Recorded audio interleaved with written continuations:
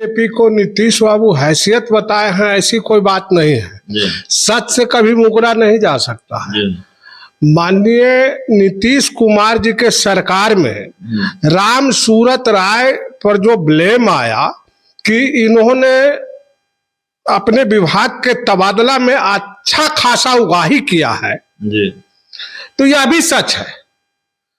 चूंकि एक विभाग का मामला नहीं है, मैं समझता हूं कि सरकार में सत्ताधारी दल में जितने भी विभाग के मंत्रीगण हैं, सब लोगों ने पैसा बना लिया है।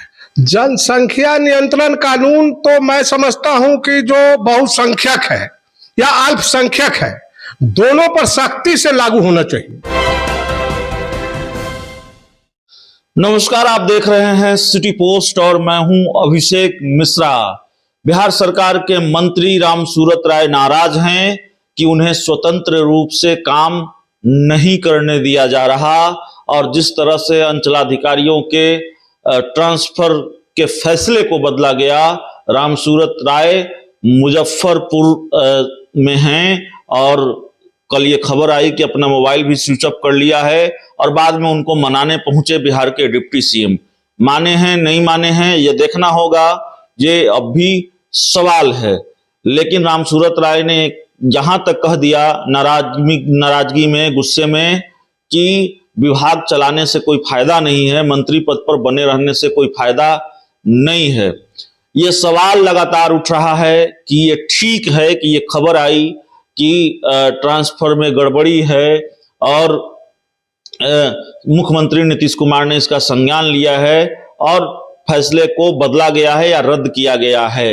लेकिन ये सवाल भी है कि क्या एक बार फिर जेडीयू ने या फिर मुख्यमंत्री नीतीश कुमार ने बीजेपी को उसकी हैसियत बताई है? क्या बीजेपी ने? हमारे साथ जन अधिकार पार्टी के फायर ब्रांड नेता प्रवक्ता संजय सिंह पप्पू हैं, इनसे भी समझने की कोशिश करेंगे क्या वाकई एक बार फिर नीतीश कुमार ने बीजेपी को उसकी हैसियत बताई है। देखिए, बीजेपी को नीतीश बाबू हैसियत बताए हैं, ऐसी कोई बात नहीं है। सच से कभी मुकरा नहीं जा सकता है।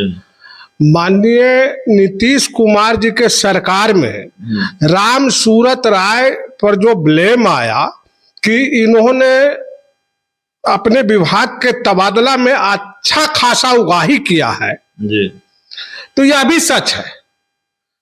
चूंकि एक विभाग का मामला नहीं है, मैं समझता हूं कि सरकार में सत्ताधारी दल में जितने भी विभाग के मंत्रीगण हैं, सब लोगों ने पैसा बना लिया है, उगाही करते हैं और उगाही करके तब तबादला करते हैं। तो चूंकि इनमें भारी गड़बड़ी पाई गई थी या मुख्यमंत्री महोदय को पता चला किसी स्रोत से कि इन्होंने काफी मतलब ये किया है, पैसा का घपला किया है तबादला में, इस वजह से इनके तबादला को रद्द किया। लेकिन यहाँ तो जरूरत है, वास्तविक अगर पूछे तो जितने भी विभाग में तबादला हो रहे हैं वो सबका फाइल माननीय मुख्यमंत्री को मंगा करके स्वयं देखना चाहिए। वास्तविक ये है, इसमें ऐसा कुछ नहीं है कि भाजपा से ये करके। लेकिन जहां तक माना जाए कि अभी वर्तमान सरकार में हर विभाग का एक ही हल है।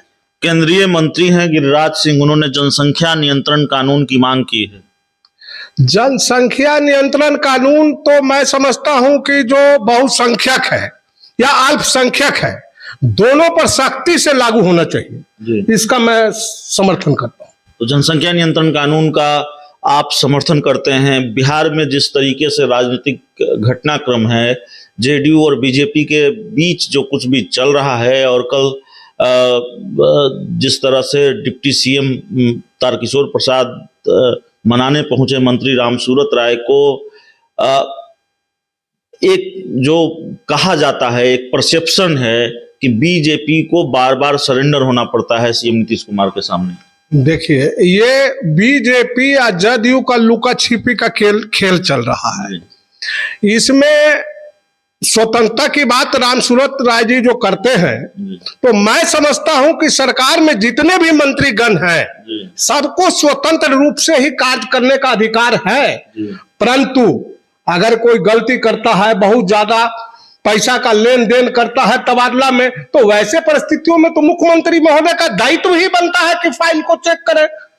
तो उन्होंने गलत नहीं किया। एक बार तो जेडीयू कोटे के मंत्री हैं मदन सहनी, उन्होंने कह दिया था कि चपरासी भी नहीं सुनता है, वो भी इस्तीफे पर आमादा हो गए थे। जैसे कि अभी चपरासी की बात बोले तो, अफसर लोगों की बात बोले तो ये तो सही बात है कि सरकार का कोई सुनता नहीं है।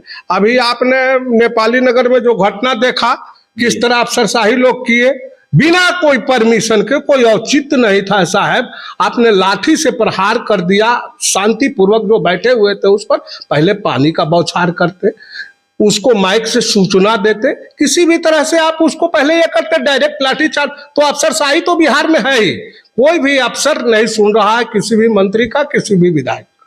तो चलिए, कोई भी अफसर नहीं सुन रहा है किसी मंत्री और किसी विधायक का, और रामसूरत राय से जुड़े सवालों पर और रामसूरत राय की वजह से जो बिहार की राजनीति गरमाई है उस पर बातचीत पप्पू यादव के फायर ब्रांड प्रवक्ता से, संजय सिंह पप्पू से। इस पूरी बातचीत में इतना ही, इस पूरे इंटरव्यू में इतना ही। बहुत बहुत धन्यवाद।